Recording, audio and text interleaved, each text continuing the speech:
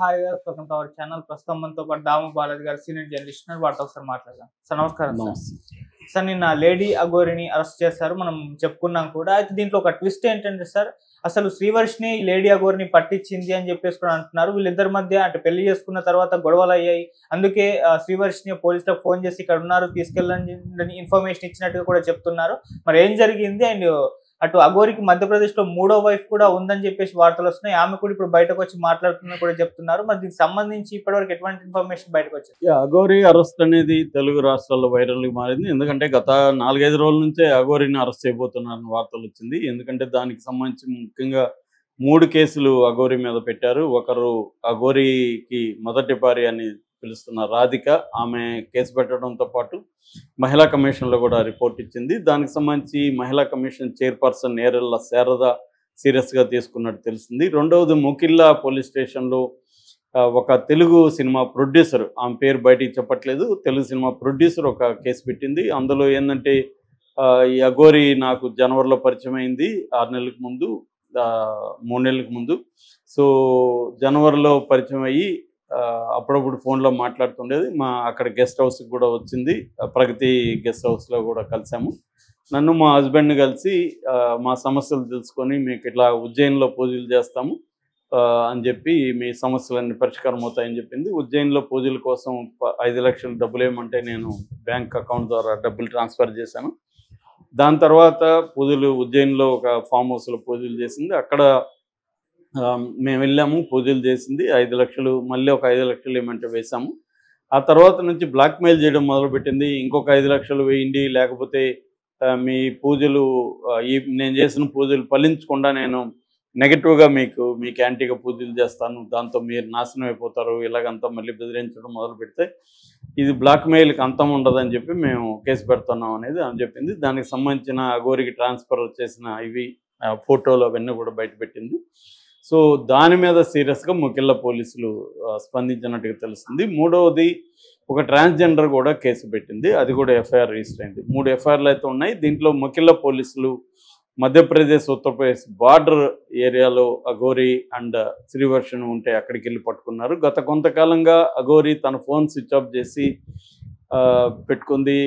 ఒక లాస్ట్లో అఘోరి అండ్ శ్రీవర్షిని ఇద్దరు కలిసి ఒక వీడియో చేశారు. అది వాళ్ళు 2 విషయాలను ప్రధానంగా అందులో చెప్పారు. ఒకటి, మీడియా మాకు వ్యతిరేకంగా వార్తలు ప్రసారం చేయడం మానుకోండి, లేదంటే మేము చచ్చిపోతాము, ఆత్మహత్య చేసుకుంటాం అనేది మీడియాని హెచ్చరిస్తూ చెప్పిన వీడియో ఒకటి. రెండవ పాయింట్ ఏంటంటే, మా మీద కేసులు పెట్టామంటున్నారు, మేము ఏ నేరం చేయలేదు, నేను ఆ అమ్మాయిని పెళ్లి చేసుకోలేదు, ఫస్ట్ అమ్మాయిని, అలాగే ఆమెకి డబ్బులు తీసుకొని నేను మోసం చేయలేదు, పూజలు చేశాను, కాబట్టి నన్ను అరెస్ట్ చేయడానికి కానీ మీరు వస్తే మేము ఆత్మహత్య చేసుకుంటాం అనేది చెప్పారు. అంటే ఇటు పోలీసులను బెదిరించారు, ఇటు మీడియాను కూడా బెదిరించారు. బట్ మీడియా ఆగలేదు, పోలీసులు కూడా సైలెంట్గా ఉండలేదు.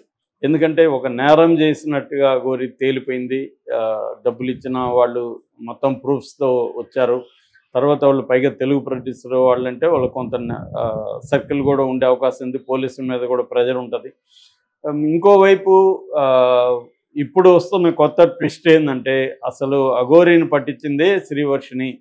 ఎందుకంటే ఈ మధ్యకాలంలో వాళ్ళిద్దరి మధ్య గొడవలు వచ్చాయి. అఘోరి ఆమెను చాలా నీచంగా ట్రీట్ చేస్తున్నాడు, దాంతో శ్రీవర్షిని పట్టించింది అనే వార్త కూడా వైరల్ అవుతుంది. ఇది ఎంతవరకు నిజం అనేది మనకు తెలియదు. ఎందుకంటే అరెస్టు చేసిన విధానంలో చూసుకుంటే శ్రీవర్షిని విజువల్ కొంత దూరం నుంచి లాంగ్ షాట్లో కనిపిస్తున్నాయి తప్ప ఆమెతో మాట్లాడడం కానీ క్లోజ్గా కానీ లేవు.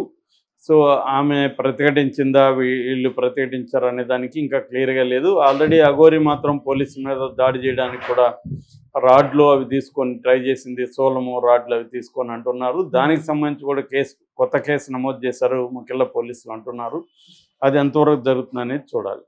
అయితే శ్రీవర్షిని ఎందుకు అఘోరిని పట్టించుండే అవకాశం ఉంది? ఎందుకంటే శ్రీవర్షిని అందరినీ ధిక్కరించి, ఇంటిని ధిక్కరించి వెళ్ళింది. టీవీ ఛానల్లో వాళ్ళు జాబ్ ఆఫర్ చేశారు, ఆ జాబ్ నాకు అవసరం లేదు, నాకు అఘోరిని కావాలని వెళ్ళిపోయిన తర్వాత అఘోరిని పెళ్లి చేసుకున్న వీడియో కూడా వాళ్ళిద్దరే షూట్ చేసి బయటికి తీసుకొచ్చారు, సెల్ఫీ వీడియో పెట్టారు. దాంట్లో కూడా పెళ్ళి ఎలా జరిగింది ఏంటి, ఆ అమ్మాయి కూడా చాలా ఉత్సాహంగా మాట్లాడింది, చాలా హ్యాపీగా ఉంది.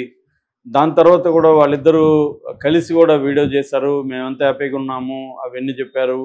ఒక రకంగా అది మినిట్ టు మినిట్ లైవ్లు కూడా ఇచ్చారు. వాళ్ళ పెళ్లి తర్వాత, పెళ్లి దగ్గర నుంచి వాళ్ళు ఏమేమి చేయబోతున్నారు, వాళ్ళ హనీమూన్ ఏంటి, మొత్తం వ్యవహారాలంతా ఇచ్చారు. ఎప్పుడైతే ఈ రాధిక ఇక్కడ కేసు పెట్టిందో దాంతో వాళ్ళు ఒకసారిగా అప్సెట్ అయిపోయారు. వాళ్ళ భయం కూడా స్టార్ట్ అయినట్టుగా మనకు అర్థమవుతుంది. దాంతో అఘోరికి అర్థమైంది పోలీసులు కేసులు సీరియస్గానే ఉన్నాయి, నన్ను అరెస్ట్ చేసే అవకాశం ఉందని. అందుకని వాళ్ళు ఒక నిర్ణయం తీసుకున్నారు. అదేంటంటే ఇక మీదట మేము ఆంధ్ర రాష్ట్రాలకి రాము, మా జీవితంలో మేము ఇక్కడే నార్త్ ఇండియాలో స్థిరపడిపోతాం, కేదార్నాథ్ వెళ్తున్నాం, కేదార్నాథ్లో మేము ఒక సైట్ కూడా చూసాము, అక్కడే ఇల్లు కట్టుకొని మేము స్థిరపడిపోతాం అనేది ఇద్దరు కూడా అనౌన్స్ చేశారు. అంటే అఘోరికి ముందు నుంచి మనం పరిశీలిస్తే అఘోరికి మంచి తెలివితేటలు ఉన్నాయి, అట్లాగే ధైర్యం ఉంది. అది ఒక్కొక్కసారి దాన్ని ఏమంటారు, దుస్సాహసం అంటారు, సాహసం దుస్సాహసం, దానికి తేడా ఉంది. ఈ ఒక రకం ఏంటంటే నాకు మించిన వాళ్ళు లేరు, నన్ను ఎవడు ఏమి చేయలేడు అన్న ఒక స్టేజ్కి అఘోరి వెళ్ళిపోయినట్టుగా కనబడుతుంది. ఎందుకంటే అనేక సార్లు పోలీసుల మీద దాడులు జరిగినా కూడా అఘోరిని పోలీసులు ఎవరు అరెస్ట్ చేయలేదు. ప్రజల మీద కత్తులతో దాడి చేసిన, చాలామంది మీడియా మీద దాడులు చేసిన అఘోరిని ఎప్పుడు కూడా అరెస్ట్ చేయలేదు. అట్లాగే ఆత్మహత్య చేసుకుంటాను పబ్లిక్గా కిరోసిన్ పోసుకుంటే అది నిజానికి పెద్ద నేరం, అరెస్ట్ చేయాలి, అది చేయలేదు.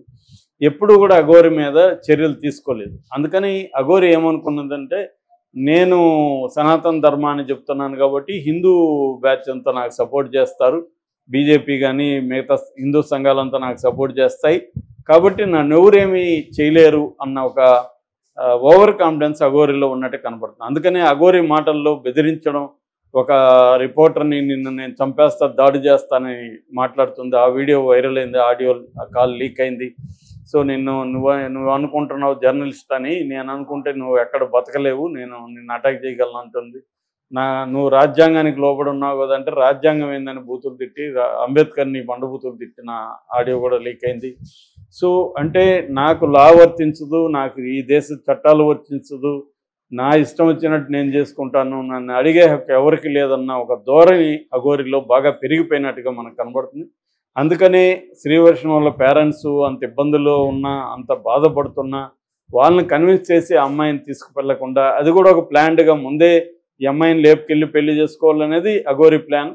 కానీ దాన్ని డైరెక్ట్గా చేయకుండా ఫస్ట్ ఏమో దీక్ష పేరుతో అఘోరి నా కూతురు, నేను తల్లి, ఈ నెరేటివ్ తీసుకొని జనంలోకి వచ్చారు, మీడియాలోకి వచ్చారు. ఇద్దరు కూడా నేను దీక్ష తీసుకుంటున్నాను, నేను ఆల్రెడీ నా దగ్గర 11 మంది అమ్మాయిలు దీక్ష తీర్చుకున్నారు, వాళ్ళందరూ శిష్యురాలుగా ఉంటున్నారు, నేను అమ్మాయిలు ఎవరు వచ్చినా నా దగ్గరికి దీక్ష ఇస్తాను, ఇవన్నీ కథలంతా మాట్లాడింది. దాని తర్వాత చూస్తే మేమిద్దరం ప్రేమలో ఉన్నాము అని చెప్పి ఒకరికొకరు ముద్దులు పెట్టుకోవడం, హగ్గులు చేసుకోవడం, ఇవన్నీ మళ్ళీ వచ్చాయి. దాని తర్వాత ఏమో పెళ్ళి అనే వీడియో వచ్చింది. ఎప్పుడైతే పెళ్ళి అనేది ఒక పెద్ద టర్నింగ్ పాయింట్గా మనం చెప్పుకోవచ్చు అఘోరి లైఫ్లో, ఎప్పుడైతే పెళ్లి చేసుకున్న ఆ వీడియోలు బయటకు వచ్చాయో అందరికి కూడా అఘోరి మీద ఒక చీదరభావం వచ్చింది.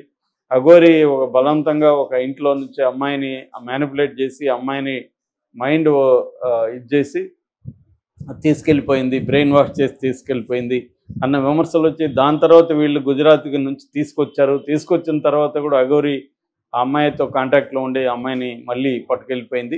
సో ఒక పక్క వాళ్ళ పేరెంట్స్ సీరియస్గా ఉన్నారు, మా అమ్మాయిని ట్రాప్ చేశాడు అఘోరి శ్రీనివాస్ అని. మరోపక్క ముందు భార్య ఫైట్ చేస్తుంది, ఒక పక్క ట్రాన్స్జెండర్ చేస్తున్నారు, మరోవైపు హిందూ సంఘాలు కూడా, అనేక సంఘాలు కావచ్చు, వ్యక్తులు కావచ్చు, వాళ్ళందరూ కూడా అఘోరి మీద సీరియస్గా ఉన్నారు. సో ఈ నేపథ్యంలో అఘోరిని ఎంఐఏ పట్టించిందన్న వార్త ఎప్పుడైతే వైరల్ అవుతుంది, ఎందుకంటే ముందు నుంచి కూడా అఘోరి వెరీ డామినెంట్ పర్సనాలిటీ, ఏ వ్యక్తికి కూడా ఒక డెమోక్రాటిక్ రిలేషన్షిప్ పెట్టుకునే వ్యక్తి కాదు. సో డామినెంట్గా ఉండడం, తన చెప్పినట్టే వినాలనుకోవడం, కంట్రోల్ చేయడం అనేది మనకు అఘోరిలో కనిపిస్తుంది. సో పెద్ద పెద్ద పోలీసు వాళ్ళ మాట వినకుండా వాళ్ళ మీద దాడికి పోయిన అఘోరి శ్రీవర్షన్ని ఫ్రెండ్లీగా ఎందుకు చూస్తుంది, ఒక డెమోక్రాటిక్ రిలేషన్షిప్ ఎందుకు మెయింటైన్ చేస్తుంది, ఖచ్చితంగా డామినెంట్గా ఉంటుంది, నేను చెప్పినట్టు నువ్వు వినాల్సింది అంటుంది. ఈ ప్రేమ అనేది నథింగ్ బట్ కంట్రోల్. ప్రేమ, ఎవరైనా మనల్ని ప్రేమిస్తున్నారంటే అర్థం మనల్ని కంట్రోల్ చేయడానికి వాళ్ళు ట్రై చేస్తారు ఖచ్చితంగా. ప్రేమలో కంట్రోల్ లేకుండా ప్రేమ ఉండదు ఎప్పుడైనా. సో పైగా అఘోరి ప్రేమ అంతా కూడా ఇది సోకాల్డ్ ప్రేమ కూడా ఏం కాదు. అఘోరికి అమ్మాయిలు పిచ్చింది, అతనికి మగ ఫీలింగ్స్ ఉన్నాయి, ట్రాన్స్జెండర్స్ కూడా చెప్తున్నారు అతను రియల్ ట్రాన్స్జెండర్ కాదు, మగవాడే అతను కావాలని ఈ సర్జరీ చేసుకుని ఈ అఘోరి వేషం వేసి సనాతన హిందూ ధర్మం వేషంతో అతను డబ్బులు తినడానికి